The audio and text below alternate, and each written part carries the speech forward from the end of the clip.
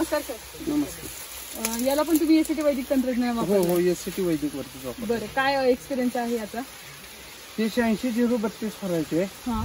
आणि ही जागा मोकळी होती म्हणून इथं नंतर लेट आम्ही डोळं पुरल्यात. म्हणजे तो प्लॉट लावल्यानंतर जागा रिकामी होती म्हणून फक्त ते रोपं लावली आपण? हा, रोपं लावली. बरं. आणि मला वाटतं 6 महिन्याचा ऊस असेल. फक्त 6 महिन्याचा? 6 महिन्याचा.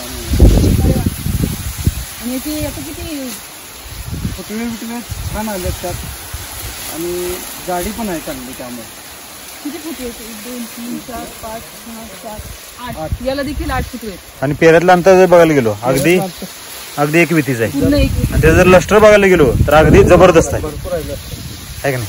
आणि वरची जर कॅनोपी बघितली अगदी हिरवीगार आहे. कांद्याची पात जशी असते तशी पात आहे. म्हणजे तलवारीसारखी पात आहे. आणि हिथंच याच बाजूला आपल्या केमिकलचा प्लॉट आहे.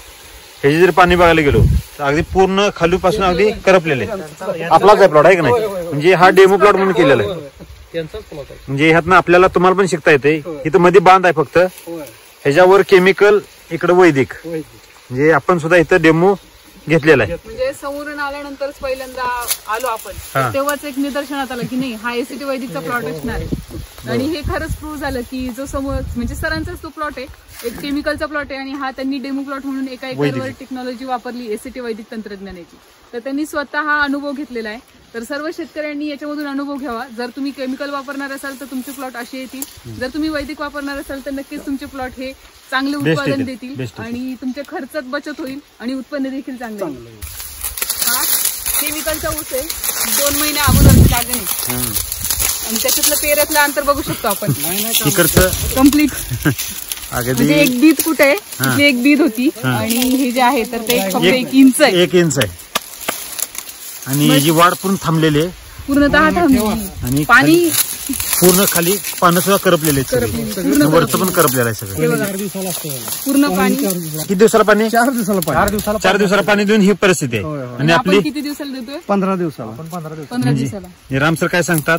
पोषण किती महत्वाचं आहे? पोषणच महत्वाचं आहे. पाणी लय जास्त लागत नाही. अगदी बरोबर. पोषण म्हणजे शेतकऱ्यांनी हा संदेश घेतला पाहिजे. म्हणजे जे केमिकल नको आहे, फक्त एसीटी वैदिक पाहिजे. म्हणजे केमिकलनं काय तयार होतो? जमिनीत 10 निर्माण होते.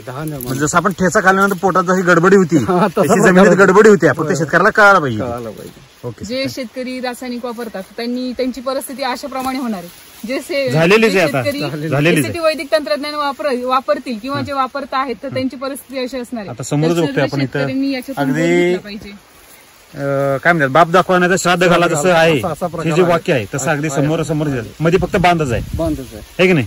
आणि अगदी माळ रानावर पिकवलेला आहे. पलीकडे आपण बघतोय सर हत्ती गवत पण आहे पलीकडे, कमी पाण्यातलं आहे, ते सगळं वाळून चाललेलं आहे की नाही? म्हणजे सगळ्यांनी एक आदर्श घेण्यासारखा आपला प्लॉट आहे. Okay, thank you, best of luck sir.